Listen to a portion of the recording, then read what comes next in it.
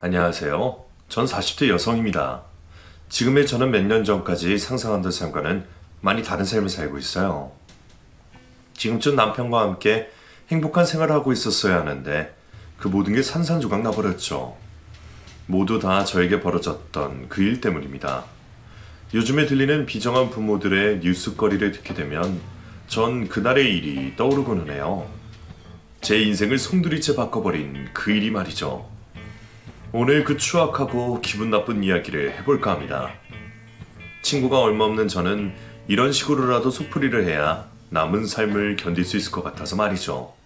그러면 어떤 일이 있었는지 여러분들께 이 자리를 빌려 말해보도록 할게요. 남편을 만나기 전까지의 저의 인생은 어두움 그 자체나 다름이 없었습니다.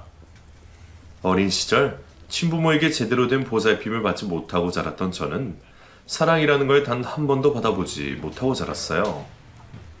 친부모란 두 사람은 매일 다투다시피 했고 어느 한쪽도 저에 대해 관심을 가져주지 않았기 때문에 집 주변 이웃들이 저를 대신 보살펴주며 키워주었습니다. 그러다 친부모 두 사람은 무책임하게 저를 집에 두고 떠나버렸죠. 부모님들이 사라지고 아빠의 친척이라는 분들이 혼자 남겨진 저를 찾아왔습니다. 그리고 저를 자신의 집으로 데려가 키워주셨죠. 밥이라도 제때 챙겨주는 고모 집에서 생활에 이전의 생활들보다 더 낫긴 했지만 이번에도 저에 대한 사랑과 관심은 없었어요. 그 집에 있으면서 항상 눈치를 볼 수밖에 없었고 폭력만 없었지 이전과 별다를 게 없는 삶이었죠. 고모네 가족 식구들 모두 저를 무시하기 바빴고 최대한 그들의 눈에 띄지 않기 위해 작은 방에서 나오지 않고 생활을 했었습니다. 그런데 그것도 참 감사한 일이었어요. 머무를 수 있는 집이 있다는 게 말이죠. 제가 성인이 되고서는 고모가 집을 나가라고 하셨거든요. 고등학교를 졸업하자마자 고모네 집을 떠나야 했던 저는 그날부터 홀로 살아야 했습니다. 마음도 끝 없는 삶이었지만 열심히 일을 하며 살았어요.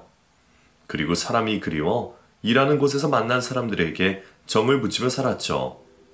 그런데 인생이라는 게 제가 원하는 대로 되지 않더라고요.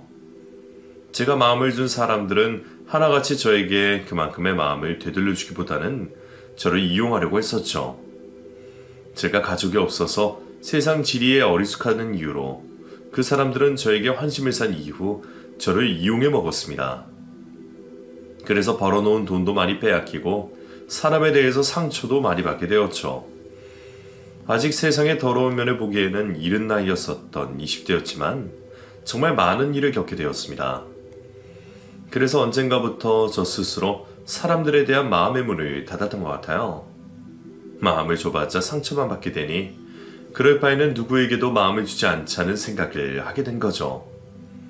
안 그래도 마음 둘 곳 없었던 전 그나마 사회생활을 하며 알게 된 사람들에게까지 마음의 문을 닫게 되었고 그날부터 완전한 혼자가 되기 시작했습니다. 그러다 일하는 곳에서 남편을 만나게 되었어요. 남편은 그 당시 저만큼이나 다른 사람과 어울려 하지 않았고 또 혼자인 게 마음 편해 보이는 사람이었죠. 저와 비슷해 보이는 사람이라서 더 눈에 띄었을 거예요. 그래서 남편을 저도 관찰하듯 지켜보게 되었습니다. 차가워 보이는 겉모습과 달리 남편은 따뜻한 모습이 많은 사람이었어요. 남편을 관찰하다 보면 그런 모습을 종종 목격할 수 있었죠. 직접 돈을 주고 사와 유기된 동물들에게 먹이를 주기도 했고 아무도 신경 쓰지 않는 노인분들을 도와주기도 했습니다. 불쌍한 사람이 있으면 도와주거나 자신이 도와줄 상황이 아니라면 기억을 했다가 꼭 도움을 주는 사람이었죠. 오히려 무기력하게 아무것도 안 하고 마음을 닫고 있는 저보다 더 좋은 사람같이 느껴졌습니다. 왠지 모르겠지만 남편이라면 가까이 할 수 있을 거라고 생각을 하게 되었고 마음을 닫은 이후 처음으로 용기를 내서 다른 쌤에게 말을 걸게 되었죠. 그런데 그 당시 남편의 반응도 좀 신기했어요. 보통은 다른 사람들과 대화를 길게 하지 않던 사람이 제가 보이는 관심에는 적극적인 반응을 하더라고요.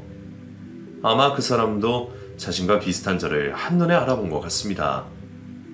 그렇게 우리는 회사에서 자주 대화를 나누며 지내게 되었고 빠르게 친해질 수 있었죠. 서로 친구가 되어준 것만으로도 많은 위로가 되었습니다. 그래서 그런지 서로의 살아온 인생을 빨리 공유했던 것 같아요. 제가 살아온 인생 이야기를 듣게 된 정혁 씨는 저에게 자신의 인생 이야기도 들려주었습니다. 역시나 저만큼 힘든 인생을 살아왔더라고요. 일찍이 아버님을 여의게 된 정혁 씨는 아버지가 세상을 떠나게 되고 어머님과 단 둘이서 지내게 되었다고 해요. 그런데 그 전부터 좋지 못하던 집안 형편이 아버님마저 돌아가시게 되자 점점 더 안 좋아졌다고 합니다. 그러다 일을 하시던 어머님께서도 몸이 아프시게 되며 중학교 때부터 한 집안의 가정처럼 일을 해야 했다고 해요.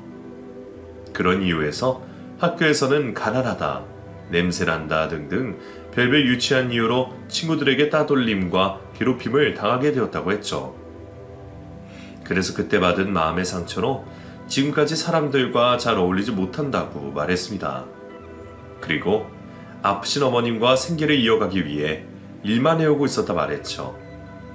저와 상황이 많이 다르긴 했지만 남편은 저와 많이 닮아 있다고 생각했어요. 그래서 더 마음이 갔던 것 같고요. 서로의 이야기를 하고 난 뒤 우리는 더 가깝게 지낼 수 있었고 서로의 마음속에 있는 말들을 주고받으며 친구 이상의 감정을 품게 되었습니다.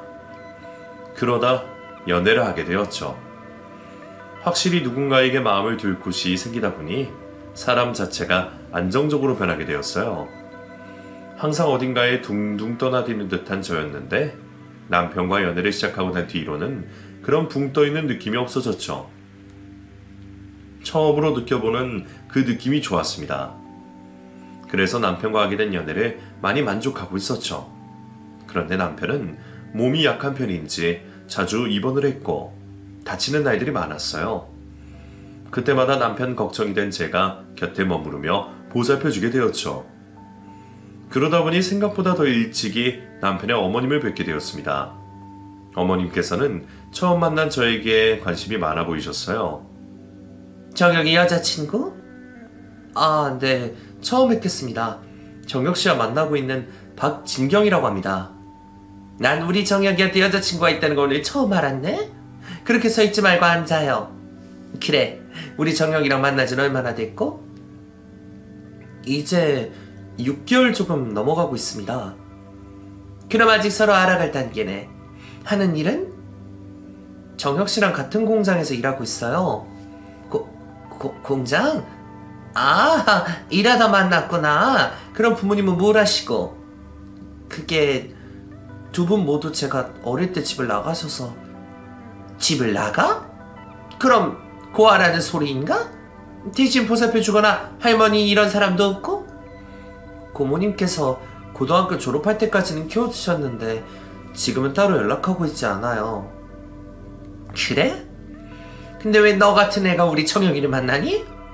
연애하는 건 상관없다만 우리 정혁이 너무 힘들게 하지 마라. 알겠지? 처음에는 저를 환하게 맞이해 주시던 어머니께서는 저의 배경을 하시고는 쌀쌀맞게 대하셨습니다.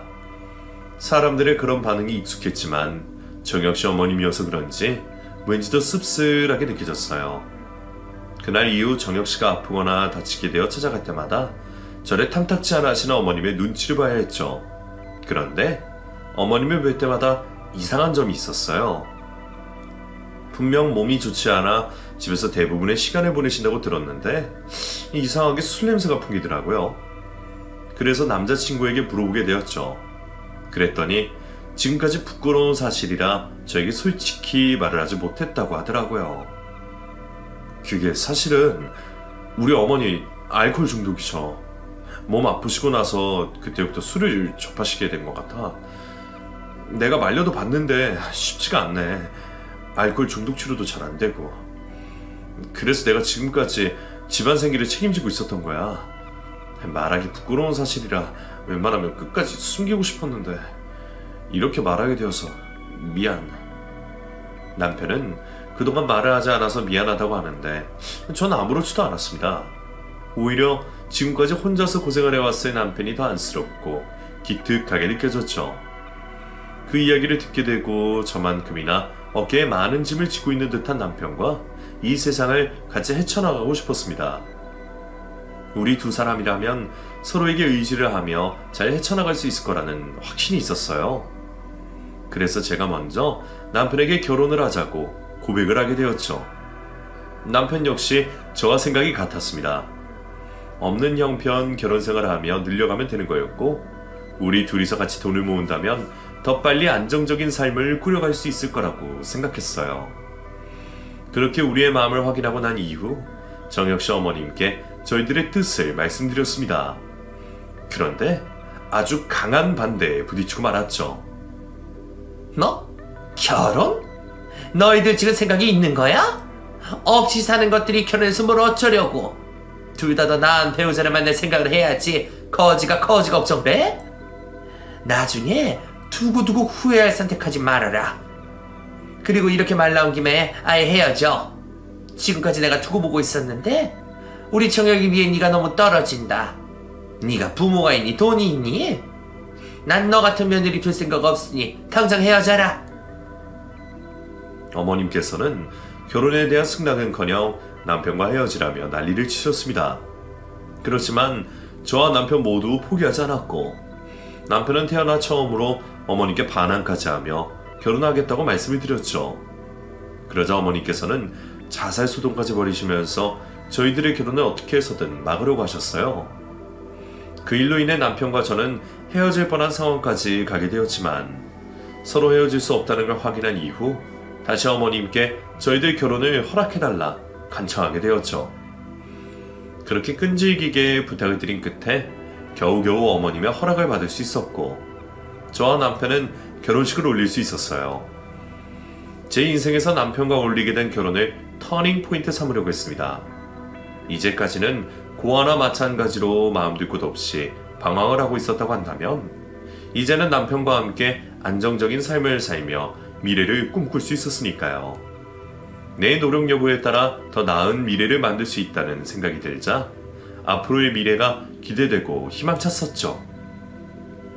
그래서 저의 새로운 가족인 어머니께도 정말 잘하려고 했어요. 결혼을 하는 과정에서 잡음이 있기는 했지만 결혼 후 어머님 마음에 드는 며느리가 되려고 했었죠. 그런데 어머니께서는 제가 남편과 결혼을 한 후에도 마땅치 않아 하셨습니다. 그래서 그런지 저와의 만남을 거부하셨죠. 남편을 자주도 부르셨는데 그때마다 꼭 제가 동행하는 걸 물어보시고는 데려오지 말라고 말하셨어요. 그런 말을 듣게 되면 저 역시 서운하고 기분이 좋지 않은 건 당연했지만, 그렇다고 어머니께서 거부하시는 대로 가만히 있으면 저와 어머님 사이가 좁혀질 것 같지 않아 남편을 따라 나서려고 했죠. 근데 그럴 때마다 남편 역시도 제가 시댁에 가는 걸 말렸습니다. 여보, 나도 따라갈게. 어머니께서 날 밀어내신다고 해도 내가 자주 얼굴도 보이고 싹싹한 모습 보여야 관계가 조금이라도 좋아지지 않겠어? 내가 정성을 다하는 모습 보시면 조금씩은 날 좋아해 주시겠지. 진경이 네가 아직 우리 어머니 성격을 몰라서 그래. 우리 어머니한테 그런 식의 접근 방법은 오히려 반감만 불러들인다니까? 그냥 가끔씩 얼굴 뵙자고 할 때 잘하고 자신이 하는 말에 순종적이게 행동하는 게 관계회복에 더 나아. 당신 마음 알아. 그런데 이제 막 결혼했는데 뭘 그렇게 조급하게 행동하려고 해. 당신 좋은 사람이니까 분명히 얼마 안 되어서 어머니께서 알아주실 거야. 그러니까 나 혼자 갈게. 괜히 신경 쓰지 말고 쉬는 날인데 푹 좀 쉬어. 내가 집에 들어오기 전에 연락할 테니 너무 나만 기다리지 말고. 남편은 너무 초조하게 기다리지 말라고 했지만 그게 말처럼 쉽지는 않았습니다. 그때는 제가 앞으로 행복해지겠다는 의욕에 가득 차 있어서 더 그랬을 거예요. 그런데 그것 말고도 제가 남편에 따라 나서고 싶은 이유가 한 가지 더 있었습니다. 남편이 이따금 시댁에서 다녀올 때마다 다치거나 사고가 나는 경우가 있었거든요. 처음에는 남편이 사고가 났다는 말에 걱정만 하고 있었는데 그런 일이 반복되다 보니 의심이 가기 시작했습니다. 혹시 알코올 중독인 어머니께서 남편에게 폭력을 휘두른 건 아닐까 싶었어요. 착한 남편이라면 어머니께서 휘두르는 폭력을 참고 말하지 않았을 테니까요. 그러다 보니 남편 걱정에 제가 시댁에 더 따라가려고 했었던 거죠. 우연이라고 해도 이게 계속 반복이 되니 남편에게 직접 물어볼 수밖에 없었습니다. 당신 나한테 솔직하게 말해줘. 어머니 때 다녀올 때마다 다치는 일이 많잖아. 그거 전부 사고 맞아? 혹시 어머니께서 당신한테 폭력이라도 휘두르는 거 아니야? 당신이 어머니 생각하는 마음은 알겠지만 그런 거 계속 당하면 안 돼. 당신이 어머님을 제지하든 치료를 받게 하든 해야지. 무조건 당하고 있는다고 일이 해결되는 건 아니라고. 내가 저번에도 말했잖아. 정말 사고였다니까. 내가 당신이랑 휴일 시간 조금이라도 더 보내고 싶은 마음에 서두르다가 사고가 난 거야. 그리고 당신도 봐서 알잖아. 어머니가 날 때린다고 그런 사고 나고 상처가 나겠어? 정말 내가 주의를 못해서 생기는 일이니까 그런 생각 안 하지 마. 그리고 미안해. 내가 사고 나면 당신이 제일 많이 걱정한다는 걸 알면서도 매번 조심 못하는 거. 앞으로는 정말 조심할게. 남편의 말도 맞기는 했습니다. 사고 정황이나 상처 모두 어머님이 한 거라고는 볼 수 없기는 했죠. 또 항상 시댁에 갔다 올 때마다 사고가 나는 건 아니었으니 남편에게 조심 좀 해달라는 말을 여러 차례 당부하고 끝낼 수밖에 없었습니다. 그 뒤로 남편은 제가 한 걱정으로 조심을 하는 건지 아니면 우연찮게 그 당시 사고가 여러 차례 난 건지 모르겠지만 제가 걱정할 만한 일은 생기지 않게 행동해 주었어요. 그래서 저도 마음을 놓고 생활할 수 있었죠. 그러던 중 갑자기 몸 상태가 안 좋아지셨다고 어머님께 연락이 왔습니다. 이번에도 남편만 집으로 부르셨죠. 주말을 맞아 어머님을 만나고 온 남편은 저에게 짐을 챙겨야 할 것 같다고 했어요. 어머님 몸이 많이 좋지 않으셔서 어쩔 수 없이 자신이 며칠간 어머님을 옆에 두고 생활해야 할 것 같다고 말이죠. 남편 혼자 고생하는 것도 싫고 어머님 걱정도 되었던 저는 남편과 교대로 어머님을 간병하거나 어머님을 아예 저희 집으로 잠시만 모시자고 했습니다. 그런데 남편도 그런 말을 어머님께 먼저 말씀드려봤다고 하더라고요. 그러면서 당연히 거부를 하셨다고, 자신이 가는 수밖에 없다고 했죠. 그 말을 들을 때는 좀 속상했어요. 어머님이 야속하게 느껴지기도 하고요. 보통의 시어머니들은 자식 고생시키는 게 싫어서 며느리를 그렇게도 부려먹는다고 하던데 왜 우리 어머님은 고생시키는 것까지 남편에게 다 시키는 걸까 싶었죠. 다른 것보다 남편 몸 상할까 싶어 걱정이 많이 되었어요. 그래서 남편이 어머님 댁으로 가기 전 분주하게 움직이게 되었죠. 제가 시댁에 들어가서 남편 건강을 챙길 수가 없었으니 가기 전에 건강에 도움될 만한 것들을 챙겨주기로 한 거죠. 바깥일에 어머님 일까지 정신없이 바쁠 남편이 끼니도 빼먹을까 싶어서 꼼꼼하게 이것저것 따져가며 준비를 했습니다. 한약부터 시작해서 영양제, 간식, 간단한 요기를 할 수 있는 것까지 준비하여 남편에게 챙겨주었죠. 빼먹지 말고 챙겨 먹으라는 소리까지 했는데 마음이 놓이질 않았어요. 그래서 매일같이 연락을 하며 남편의 상태를 살펴보았죠. 얼굴을 보지 못하니 목소리 듣는 것만으로도 건강 상태를 확인할 수 있어서 좋았습니다. 그렇게 며칠 동안 떨어져 지내며 돌아올 남편만 기다리고 있었을 때였어요. 아침이 되어 분주하게 출근 준비를 하고 있었는데 전화 한 통이 걸려왔습니다. 보통 아침 시간에는 전화 연락이 올 곳이 없으니 왠지 모르게 불안하게 느끼시더라고요. 다행히 걸려온 전화가 어머님이라 반갑게 전화를 받게 되었는데 들려오는 통화 내용에 휴대폰을 떨어뜨리고 말았죠. 아침에 일어나 보니 남편이 죽어 있었다는 전화였습니다. 꿈인가 싶었어요. 바로 어젯밤에도 밝은 목소리로 통화를 했었던 남편이 밤사이 죽었다니 거짓말이라고 생각이 들었죠. 급히 남편이 있는 병원으로 찾아가게 되었습니다. 그리고 울고 계시는 어머님을 마주하게 되었죠. 어머님께 어떻게 된 일이냐고 물었습니다. 그런데 울고 계시던 어머님께서 저에게 역정을 내시며 모두 다 제 탓이라고 하셨어요. 어머님, 무슨 일이에요? 정영씨가 죽었다뇨. 어제까지만 해도 저랑 통화까지 했고 건강에 문제가 없어 보였다고요. 아니죠, 정영씨 잠깐 문제 있었던 거죠? 너 인연, 다 너 때문이야. 너 때문에 우리 저희가 죽은 거야. 너 어떻게 할 거야? 하나밖에 없는 내 아들 어떻게 할 거냐고? 당장 살려내. 우리 정혁이 얼른 살려내 놓으라고. 정말이에요? 정혁 씨가 정말 죽은 거예요? 왜요? 도대체 뭐 때문에 죽었는데요? 다 너 때문이라고 말했지. 네가 이상한 것들만 챙기지 않았어도 우리 정혁이 그렇게 되지 않았어. 나 간병한다고 했지만 내가 따로 시킨 것도 없었다. 우리 둘이 살 때와 다른 거 하나 없었다고. 다른 점이라면 딱 하나뿐이었지. 네가 챙겨준 그 조잡한 것들, 그것 때문에 죽은 거야. 네가 생각도 없이 챙겨준 그것들 때문에 죽은 거라고. 시몬은 제 몸을 흔들며 제 탓을 했고 저는 남편이 죽었다는 말에 정신을 놓고 눈물만 흘리게 되었습니다. 이후 듣게 된 남편의 사인은 심장마비였어요. 의사 선생님 말로는 확인된 지병이 없는 걸로 봐서 돌연사 같다고 말씀을 하셨습니다. 젊은 사람들 중에 종종 별다른 이유 없이 사망을 하는 경우가 있다고 했죠. 정확히 어떤 이유로 죽게 되었는지 확인을 하기 위해서는 부검을 해봐야 한다고 했지만 우선 검사한 결과로는 이상 소견이 보이지 않는다고 말씀을 하셨습니다. 의사 선생님께 돌연사라는 이야기를 듣게 되었지만 아까 전 시어머니가 하신 말이 귓가를 맴돌았어요. 정말 내가 챙겨준 것들 중에 남편을 죽게 만든 게 있을까 싶었죠. 떨리는 손으로 제가 남편에게 주었던 것들 모두를 검색해보게 되었습니다. 그것들 중 몇 가지 보조식품들이 복용을 하고 사망까지 이르게 된 사건들이 있었어요. 정말 말도 안 되는 확률이었고 단정 지을 수도 없었지만 내가 준 식품들을 먹고 남편이 저렇게 된 거라면 내 손으로 남편을 죽인 것과 다름이 없었습니다. 가슴이 무너질 것만 같았죠. 큰 죄책감에 빠져있는 저에게 시어머니의 날선 목소리는 저희도 혼란스럽게 만들었습니다. 너 인연 처음부터 이럴 계획이었지? 고원현이 내 아들한테 접근했을 때부터 알아봤어야 했어. 너 언제부터 계획한 거야? 언제부터? 내가 우리 아들의 억울한 죽음 보고 있을 줄만 알아?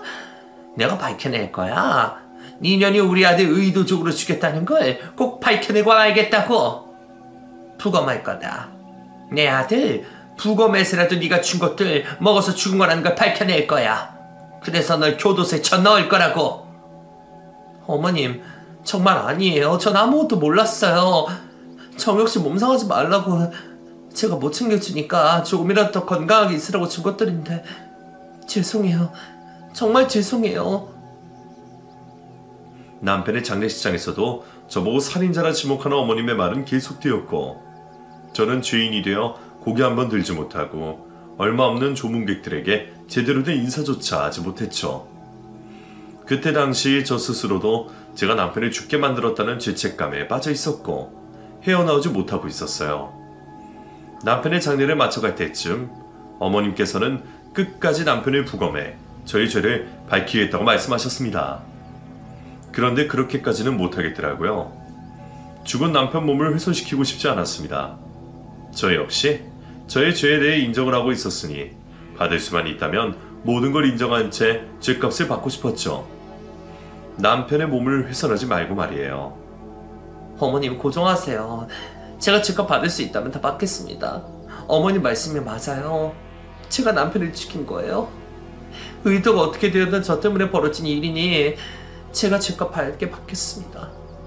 그러니 남편 시신을 가지고 부검한다는 말씀을 그만해주세요.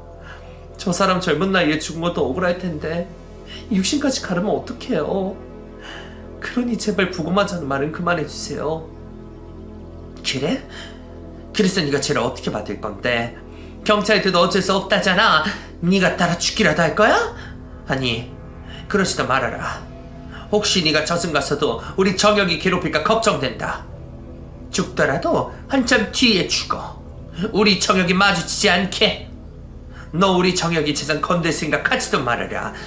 내 아들 죽인 년에게 10원 한 장도 빼앗길 수 없으니 네 물건만 챙겨서 당장 떠나라고. 알겠어? 그리고 우리 아들 죽게 만든 그 식품들 내 집에서 당장 가져가고. 내 손으로 만지기도 싫으니. 그렇게 남편의 장례를 마치고 집으로 돌아가 짐가방 하나에 제 집 몇 가지들을 챙기고 난 이후 남편을 죽게 만들었다고 하는 식품들을 시댁에서 마저 챙겨 나오게 되었습니다. 제 발로 나왔다고 하나 결국 남편 죽게 만들어 쫓겨난 것과 다름이 없었죠. 집에서 쫓겨난 뒤 한참을 멍하니 앉아 있었던 것 같습니다. 당시에는 삶의 의지가 하나도 없었거든요. 남편을 내 손으로 죽였다는 생각에 이 목숨을 붙이고 있어야 하는 게 맞는 건지, 아니면 모든 걸 포기하고 나도 남편을 따라가야 하는지 고민이 되었습니다. 남편을 죽게 만든 것에 대한 죄값이 내 목숨값이라면 얼마든지 내놓을 수 있었지만 그건 역시 너무 무책임한 행동 같아 보였어요. 잠깐 고통스러운 죽음으로 남편을 죽게 만든 죄를 갚을 수 있을 거라 생각하지 않았죠. 그렇다면 앞으로 어떤 식으로 살아야 평생 남편 죽음에 대해 사죄를 하면서 살아갈 수 있을까 생각하고 있을 때였습니다. 얼마간 바닥에 앉아 있었던 저는 멀쩡하지 못한 정신으로 정처 없이 걷게 되었죠. 그런데 그때였어요. 뒤에서 누군가가 저를 돌려 세웠죠. 처음에는 누군지도 모르고 멍하니 남자의 얼굴만 쳐다보고 있었어요. 그러자 남자가 저에게 정신을 차리라고 하더군요. 재수씨, 아까 전부터 계속 불렀는데 못 들었어요? 진경씨, 제 이야기 듣고 있는 거죠? 진경씨? 진경씨! 정신 좀 차려보세요. 남자가 제 이름을 부르며 흔드니 그제서야 정신이 돌아왔습니다. 저를 적극 흔들고 있는 남자의 얼굴을 보아하니 남편의 절친한 친구였던 경훈씨였습니다. 뒤늦게 저도 인사를 하게 되었죠. 안녕하세요, 경훈씨. 제가 잠깐 정신이 없어서. 그런데 여기는 어쩐 일이세요? 아침에 재수씨께 전화를 했는데 연락이 되지 않아서요. 그래서 집으로 찾아갔더니 재수씨가 없어서 정혁이 어머님 댁에 찾아갔어요. 그런데 거기도 없다고 하더라고요. 방금 전에 나갔다고. 그래서 근방을 돌다가 뒤쫓아온 거예요. 제가 전화 드릴 게 있어서요. 원래 정영이 놈 장례식 때 주려고 했는데 그때 제가 끼어들 상황이 아닌 것 같아서. 저도 이게 뭔 줄은 몰라요. 정영이 그놈이 전해달라고만 부탁해서. 정영이가 죽기 며칠 전에 같이 소주 한잔을 했었는데 그때 이걸 주더라고요. 혹시 자기한테 무슨 일 생기면 재수씨한테 이 편지를 건네주라고. 그때는 그놈이 웬 쓸데없는 소리를 하나 싶었는데 자기 딴에 느껴지는 게 있었나봐요.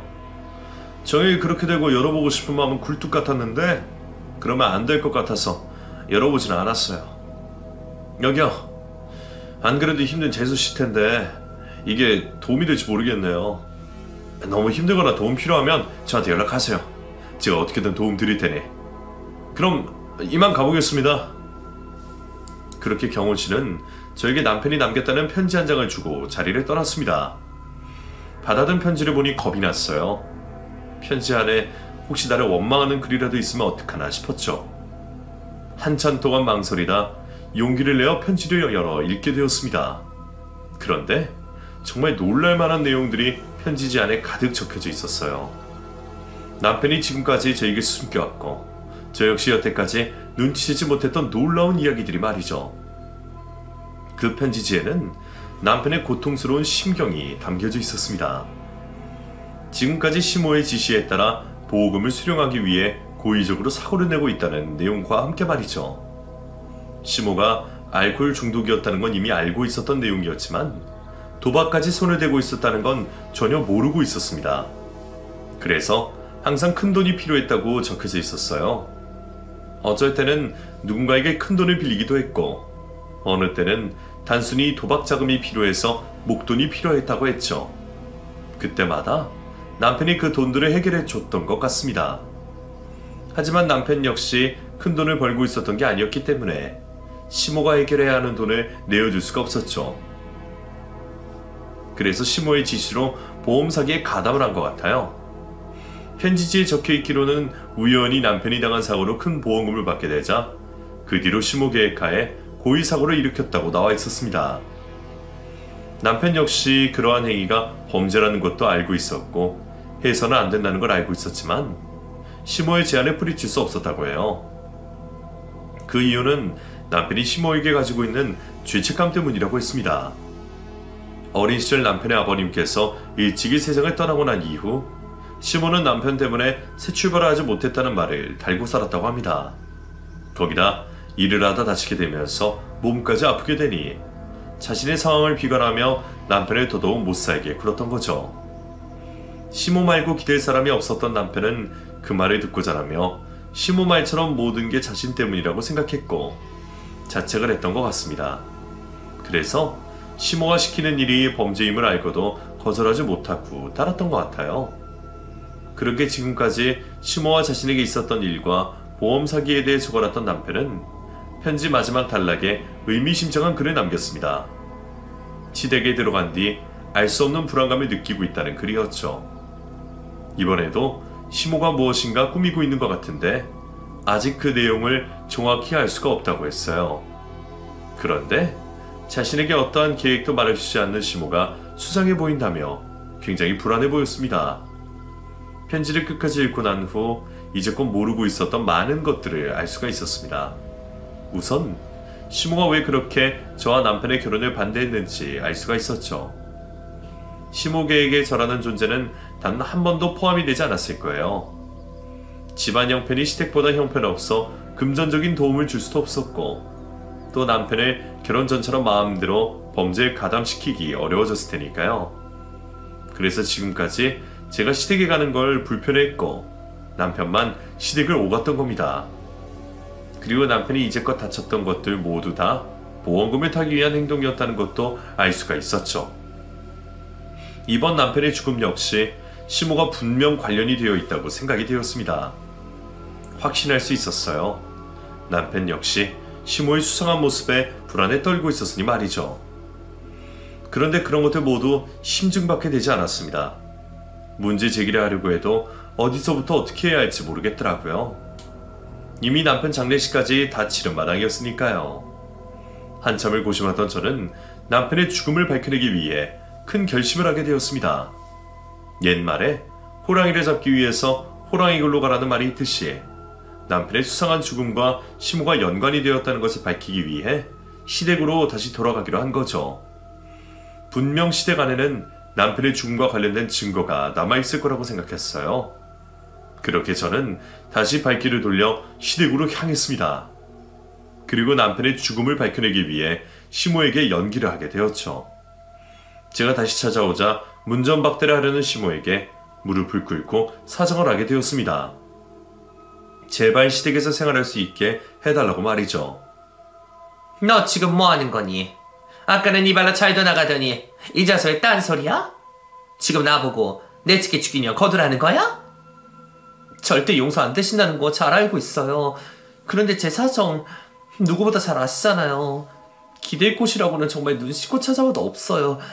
제가 앞으로 잘할게요. 정혁 씨 목까지 해서 어머님 잘 모시고 살 테니 제발 내쫓지만 말아주세요. 어머니께서 하시는 말씀이라면 뭐든 다 할 테니 제발 이렇게 부탁드립니다. 그 말 지킬 수 있겠어? 내가 거둬주기만 한다면 정말 내가 뭐라고 하든 다 할 수 있겠냐고. 그럼요, 당연하죠. 제가 정혁 씨 그렇게 만들었는데 제 값을 치르기 위해서라도 그렇게 해야죠. 그리고 저에게 남은 가족이 어머님 말고 누가 있겠어요. 제가 뭐든지 할게요. 그렇단 말이지? 그래, 알았다. 네가 그렇게까지 말하고 오갈 곳이 없다고 하니 받아줄게. 대신 네가 한 말은 무슨 일이 있어도 지켜라. 알겠지? 정말 다행히 시모는 제 말에 속아 넘어갔습니다. 다른 말들보다 자신이 시키는 일에 무슨 일이든 하겠다고 한 말이 시모에게 먹혔던 것 같아요. 그 말에 시모의 눈이 빛나는 걸 보게 되었거든요. 그날 이후 저는 시모와 한 집에서 살며 시댁살이를 자청하게 되었습니다. 좋게 말해서 시댁살이지 사실 그 집 노예가 된 것과 다름이 없었죠. 버는 돈 족족 시모에게 가져다 바쳤고 힘들게 일을 하고 돌아왔어도 집안일 모두를 해야 했습니다. 또 술에 취한 시모의 술주정을 다 받아줘야 했고 이유도 없이 시시때때로 변하는 변죽도 다 맞춰서 받아줘야 했죠. 시모에게 조금이라도 더 잘 보이기 위해 비를 맞춰가며 거짓말도 술술 해야 했어요. 하지만 그 정도의 고생은 제 목표를 위해 버틸 수 있었습니다. 시모가 남편을 죽였다는 것만 밝혀낼 수 있다면 더한 고생도 얼마든지 할 수 있었으니까요. 그렇게 몇 달 동안 시댁에서 시모의 비위를 맞춰가며 생활하던 중 시모의 환심을 살 수 있는 기회가 찾아왔습니다. 도박으로 큰 돈을 빌려 목돈이 필요한 건지 저에게 은근슬쩍 보험 사기에 관련된 이야기를 하더라고요. 너 네가 한 말도 기억하고 있지. 뭐든지 다 하겠다는. 그럼요 어머님. 시키실 일 있으세요? 목돈이 갑자기 필요해졌는데 내가 돈 나갈 곳이 많아서 이전에 내가 준 돈들 전부 써버렸지 뭐냐? 그런데 내가 아는 사람한테 재미있는 이야기를 들었어. 왜 보험 있잖냐? 그걸로 돈 받기가 그게 어렵지 않다고 하더라. 가벼운 사고가 나도 큰 돈 떨어진다고 해서 우리도 그걸 해볼까 하는데 너 보험 들어놓은 거 있니? 보험은 실비 정도. 실비도 애매하니까 내가 그쪽 일 잘하는 사람에게 물어봐서 괜찮은 상해보험 하나 알려달라고 하마. 그거 들고 보험사에게 돈 좀 받아내자. 너무 걱정하지 마. 웬만해서는 걸리지 않는다고 하니. 그리고 보험사 그놈들이 사람들한테 돈을 얼마나 빨아먹는지 알지? 그러니까 죄책감 가질 필요 없어. 우리가 그놈들이 부정하게 번 돈 되찾아오는 거니까. 그러면 내가 하자는 대로 하는 거다. 보험에 대한 이야기를 하자마자 전 녹음기를 켜놓고 시모와 하는 대화 전부를 녹취했습니다. 그리고 남편의 죽음에 대한 증거를 알아내기 위해 시모가 시키는 보험 사기에 따르기로 했죠. 렌터카를 이용한 보험 사기를 하고 난 이후 자신의 계획대로 돈을 수령할 수 있게 되자 시모는 전에 보지 못한 환한 웃음을 짓고 있었습니다. 그 얼굴을 보니 소름이 돋더군요. 범죄행위를 하고도 저렇게 환하게 웃을 수 있다니. 저런 여자라면 내 남편은 죽이고도 남았을 거란 생각에 한 번 더 확신할 수 있었죠. 그 이후로 시모는 저를 편하게 대하기 시작했습니다. 이제 공범이 되었다는 거였고 돈을 구하기 위해 자신이 언제든지 보험 사기를 이용할 때가 되었으니까요. 덕분에 남편의 죽음과 관련된 증거를 찾는데 편하게 행동할 수 있었습니다. 그 전까지는 시모가 외출할 때마다 안방과 창고방 방문을 잠그고 나갔는데 그 이후로는 열어두고 가더라고요. 그래도 혹시 몰라 처음부터 방을 뒤지지 않았죠. 청소만 해놓고 방 안 물건에 손도 대지 않았습니다. 조심해서 나쁠 게 없었으니까요. 그러다 시모가 완전히 저에 대해 방심을 하게 되었을 때 본격적으로 방을 뒤져가며 증거를 찾게 되었습니다. 그렇게 며칠을 뒤지다 보니 한 가지 수상한 점을 확인하게 되었죠. 담배는 입에도 대지 않는 시모가 전자담배에 들어가는 액상 니코틴 원액을 대용량으로 구매한 것을 확인하게 된 거예요. 그것도 남편이 시댁으로 들어가기 전에 말이죠. 도대체 이걸 어디다 사용했는지 궁금해졌습니다. 그래서 인터넷에 니코틴 원액에 대해 검색을 해보게 되었죠. 그런데 충격적이게도 액상 니코틴 원액으로 사람을 죽음에 이르게 할 수 있다는 걸 확인하게 되었습니다. 그 사실을 확인하게 되자 시모가 액상 니코틴을 이용해 남편을 죽였을 거라는 확신을 가지게 되었죠. 액상 니코틴으로 사람을 죽음에 이르게 하려면 장기가 먹여 중독시켜야 하니 남편의 집으로 불러들인 이유도 설명이 되었습니다. 우선 시모가 액상 니코틴을 구매한 곳과 구매 내역을 확보하게 되었어요. 하지만 이걸로는 부족할 것 같아 시모 입으로 나오는 말을 녹음하려고 계획했죠. 술이라면 사정을 못 쓰는 시모에게 비싼 양주를 대접하며 기분을 맞춰줬습니다.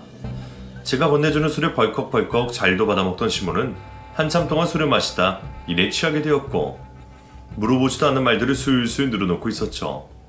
그때 시모에게 그날의 일을 돌려서 물어보게 되었어요. 우리 어머니 비싼 술 마셔서 간만에 기분이 좋으신가 봐요. 그런데 어머님, 술은 많이 드시더라도 담배는 절대 피지 마세요. 특히 전자담배는요.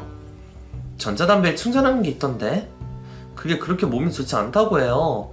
아직 정확하게 밝혀진 게 없어서 그렇지 그 액상 니코틴인가? 그게 정말 안 좋다고 하는데 그걸 조금만 먹어도 바로 죽을 수 있다고 하더라고요. 너는 아는 것도 없는 애가 어디서 시어머니 가르치려고 하니? 너가 잘 몰라서 그래. 그거 조금 먹는다고 죽지 않아. 장기가 먹어야 한다니까? 내가 해봤잖니 네 남편한테. 그게 단독으로 먹으면 냄새가 좀 나거든? 맛도 이상하고. 근데 뭐에 같이 타서 먹으면 맛도 냄새도 안 나요? 그래서 네가 준 한약에 타서 먹였잖니. 그게 조용히 끝내는데 직방이야 직방? 설마 그렇게까지 확실하게 답을 해줄 거라고는 생각하지도 않았습니다. 물론 술에 취한 내용들이라 증거로 인정이 될지 모르겠지만 그래도 없는 것보다는 나았어요. 그리고 그 대답뿐만이 아니었죠. 시몬은 자신이 얼마나 철저하게 계획을 했는지에 대해서도 저에게 말해줬습니다. 증거가 어디에 있다는 것까지 알려주면서 말이죠. 내가 정말 오랫동안 준비를 했어. 이게 반감기가 짧긴 한데 그래도 이것저것 검사를 하면 다 나와서 한 번에 죽으면 복잡하거든. 그래서 내가 이 늦은 나이까지 공부까지 했다니까. 내가 젊었을 적에 그렇게 공부했으면 서울대를 갔을 텐데. 네가 이 시어머니를 못 믿을까봐 그러는데 얼마나 열심히 공부했는지. 그 친구도 있다. 저기 내 방사람의 주황색 노트 있지. 거기에 빽빽하게 적어놨어. 어떻게 해야 하는지. 내가 이제라도 공부해서 서울대를 갈까봐. 나 아직 안 늦었을 텐데 그랬지. 자신의 손으로 사람까지 죽게 만들었는데 그런 농담을 하는 거 보니 눈앞에 있는 사람이 저와 같은 사람이 맞는지 그 속을 갈라놓고 확인해보고 싶었습니다. 당장에 화가 치밀어 올랐지만 이 여자에게 정당한 죗값을 치르게 해주고 싶었어요. 그래서 그 화를 참고 억지로 그 자리를 버텼습니다. 그리고 술에 잔뜩 취한 시모를 안방으로 데려다 눕혀놨죠. 시모를 눕혀놓고 아까 들었던 서랍에서 노트를 발견할 수 있었습니다. 그곳에는 시모가 말했던 것처럼 범죄를 계획한 내용들이 꼼꼼히도 적혀져 있었어요. 남편에게 줄 음료, 그 음료에 넣은 액상 니코틴의 양, 또 배출되는 시간까지 마치 화학 공부를 하는 것처럼 빽빽히 수첩에 적혀져 있었죠. 이제 더 이상 지체해야 할 이유가 없었습니다. 다음날 술을 깬 시모가 이 모든 걸 기억해내 증거들을 없애기 전에 경찰에 신고를 해야 했죠.